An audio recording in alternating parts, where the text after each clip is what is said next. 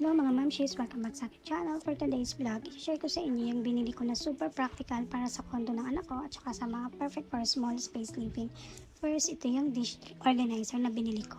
Ang ganda niya kasi may cover siya, so protected yung mga baso at iba't laban sa alikabok at insekto. Perfect talaga sa kondo or maliit na kitchen. Pero ngayon, ginagamit ko siya panglagayan ng mga pagkain ko. Tasty, palaman, doon ko nilalagay. Napansin ko din may drainage siya sa ilalim kaya hindi naiipon yung tubig. Very neat tignan at nakakatulong mag-organize lalo na kung limited yung space. Ito talaga yung tipo ng gamit na simple pero sobrang useful sa everyday life. Kaya perfect siya para sa anak ko na nag-start pa lang mag-setup ng sariling place. Next naman is itong Hodek Hanel's garment steamer na nabili ko for around 500 pesos. So, super sulit niya kasi portable siya.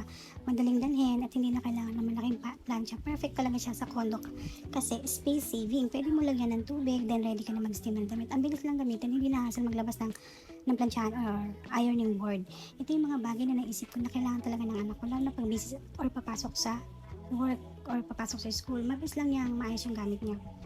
Bilang mami, gusto ko lang talaga na kahit simple, kompleto yung gamit niya sa kondo, yung mga gantong bagay, maliit man o malaking tulong sa daily life niya, nakaka-happy lang din, nakakatulong tayo sa kanila habang natututo sila maging independent. So if you like this video, don't forget to like, share, and subscribe sa aking channel.